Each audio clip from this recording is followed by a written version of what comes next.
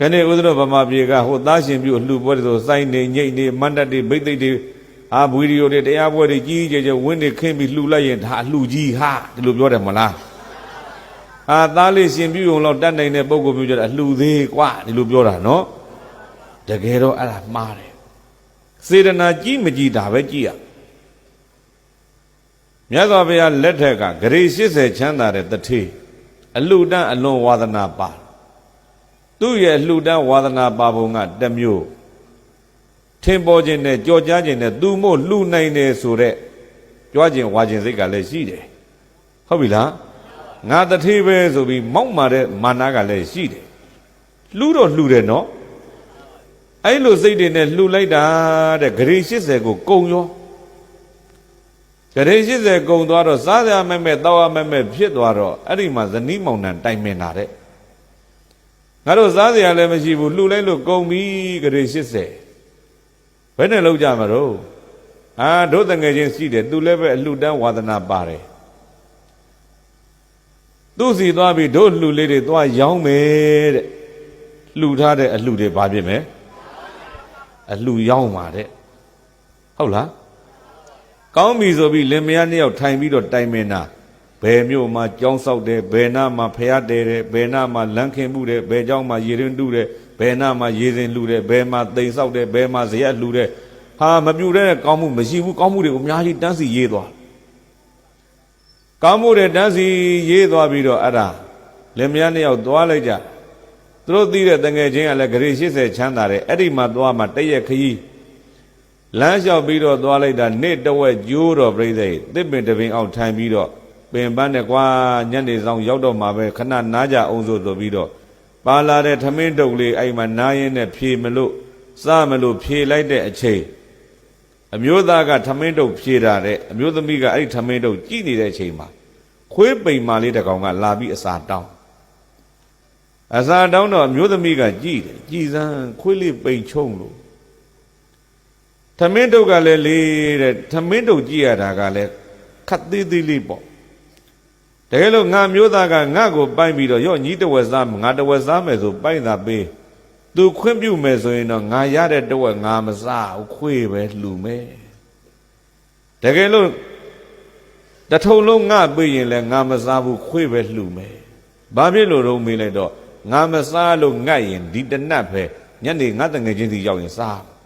ဒီခွေးမှမစားရတာတော်တော်ကြာလောက်ပြီတဲ့ပိန်ချုံအမျိုးသားကဖွင့်လိုက်တော့ဟာထမင်းကလည်းနည်းနည်းလေးကိုင်ငါကအမျိုးသားဆိုတော့ညနေစားရမှာငါခံတယ်ရှိတယ်ညိသာစားတော့တထုံလုံးပေးတော့မျိုးသမီးကပြောတယ်မောင်ရဲ့တဲ့ကျမဒီလိုအတွေးလေးဝင်နေတယ်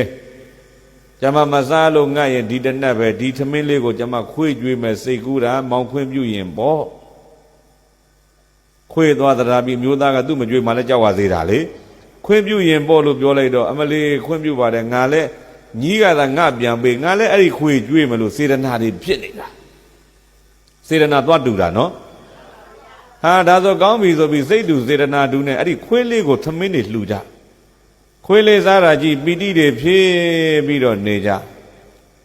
အဲ့ဒီကနေရှေ့ဆက်ခရီးသွားညနေဆောင်တော့တငယ်ချင်းစီရောက်တငယ်ချင်းစီလည်းရောက်ကြရောပြိဿဘာဖြစ်တုံးဆိုတော့ဟိုကမေးတယ်ဟာတငယ်ချင်းတို့ဘာလုပ်လာကြတော့ဘာလုပ်လာတာနောက်မှမေးပါကွာအယောင်းဝင်နဲ့လာတဲ့သာမှတ်လိုက်တော့တို့ထမင်းကျွေးသားဗိုက်စာလို့ဆိုထမင်းကျွေးထမင်းသားလို့ပြီးတော့ဘယ်တော့မင်းတို့ကထမင်းသားလို့ပြီးရောင်းမဲ့ကုန်ပစ္စည်းကဘယ်မှာတော့ဟာဆိုတော့စာရွက်ကြီးထုတ်ပြဟင်ဒါမင်းတည်ထားတဲ့ဖရာတွေကြောင်းတွေတစောင်းတွေပြတ်တတ်တယ်ငါနဲ့ဘာဆိုင်လို့ဒီအလှတွေလာရောက်တာပဲဟောဗျာအလှရောက်တယ်မကြဘူးမကြဘူးဒီတကကြားမှုဆိုတာမှတ်လိုက်ကွာအလှမင်းဘယ်လိုလုပ်ရောက်မှာတော့ဒီလိုလုပ်မယ်တဲ့ချိန်ဝင်တစ်ခုကိုအလဲကောင်ချိတ်တယ်ပြီးတော့တစ်ဖက်ကငွေထက်တစ်ဖက်ကကုသိုလ်ထက်ကုသိုလ်နဲ့ငွေညီတဲ့အချိန်ဟာဒါမင်းတန်ဖိုးဖြတ်တာပေါ့ကွာကောင်းပြီဆိုပြီးတော့အဲ့ဒါငွေထုတ်ယူတယ်ပြီးတော့ချိန်ဝင်တစ်ဖက်တဲ့ထက်ငွေထုတ်ကလေးပြီးဇောက်ထိုးကြီးအောက်ကိုကြာဟိုဘက်ကကုသိုလ်ထဲမဲ့ဟာကအပေါ်မှာမြောက်နေမယ်ပေါ့ထဲကွာမင်းပြုတဲ့ကောင်းမှုတွေဆိုတော့ထဲလိုက်တာကြောင်းဆောက်တဲ့ကောင်းမှုကြီးထဲပါဤမလုတ်ဘူးတဲ့ချိန်ဝင်ကဟုတ်လားဖ ဖယားတဲတဲ့ကောင်းမှုထဲပါ၏မလုပ်ဘူးလမ်းပြင်တဲ့ကောင်းမှုထဲပါ၏မလုပ်ဘူးထဲလိုက်တာကောင်းမှုတွေသာပြည့်တဲ့စိတ်ရင်းနဲ့ကုံသွားရောငွေဒုက္ခပဲနိုင်တယ်ကုသိုလ်လှုပ်ကိုမလုပ်ဘူးတဲ့ဟဲကောင်ထဲမေးနောက်ထပ်ထဲစရာကြံသေးလားပြီးတော့မကြံတော့ဘူးကွာငါစင်းရင်တော့ကုံသွားပြီးတော့မျိုးသမီးကဝင်ပြောမောင်ရဲ့တဲ့မောင်နဲ့ကျမလမ်းမှာခွေးပိန်မာလေးကိုစိတ်တူစေတနာတူနဲ့လှူခဲ့တဲ့ကောင်းမှုစင်းလေးမပါဘူးလားဟာမေ့နာဟုတ်သားစိတ်တူစေတနာတူနဲ့ခွေးလှူတဲ့ကောင်းမှုထဲပါဤခမရဆိုထဲတော့အဲ့ဒီမှာငွေတုံကြီးကမြောက်တက်သွားဟဲကောင်မင်းငွေထက်လဲကုသိုလ်ဒုက္ခလေးပြီးအောက်နစ်ကြထဲလေဒီတိုင်းနောက်ဆုံးတော့ပြိဿဘလို့လောက်ကြတော့မေးကြိုက်ကွာမင်းခွေးကျွတ်တဲ့ကုသိုလ်တော်တော်လေးပဲဂရေ80နဲ့တန်ဖို့ဖြတ်မချိန်ဝင်လဲထဲလို့နေရာမရှိဘူးဂရေ80ပေးမယ်ဆိုပြီးတော့ခွေးကျွေးတဲ့ကုသိုလ်ကဂရေ80တန်ဖို့ရသွားတယ်ဟုတ်ပြီလားအဲ့ဒီမှာပြိဿအမျိုးသားကဘလို့ဖြစ်တယ်လဲကွာကျောင်းကြီးဆောက်လိုက်တာသိမ်းပေါင်းတောင်းချီကုန်ခံပြီးဆောက်တဲ့ကျောင်းကထဲ့လိုက်တော့ချိန်ဝင်မလှုပ်ဘူးဘလို့ဖြစ်တယ်လဲဆိုတော့မျိုးသမီးကထထောက်တယ်မောင်တဲ့သိန်း1000သာကုန်ရတယ်မောင်ဆောက်တဲ့ကျောင်းဖုန်ကြီးနဲ့မောင်နဲ့စကားများတယ်မို့လား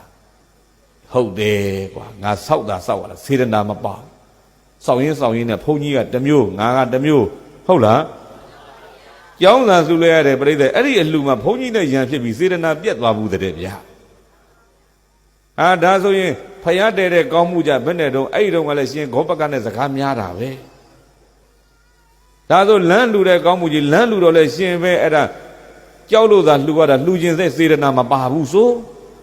ဟောပြုတ်လိုက်တဲ့ကောင်းမှုတွေလှူဝဲဝတ္ထုကကြီးမားကြီးတွေဒါပေမဲ့စေတနာနဲခဲ့ဘာနဲခဲ့တယ်ခွေးလှူတဲ့ကောင်းမှုကြပြိဿထမင်းတုတ်ကလေးကတေးသေးလေးဘာအားကောင်းခဲ့ညောင်စီလေးလောက်လှူတော်လဲဘာလောက်ရစေတနာကိုပြောတာညောင်မင်းကြီးလောက်လှူပေမဲ့ဘာလောက်ကလေးရစေတနာကိုပြောတာသူတော်ကောင်းတို့ဟုတ်လား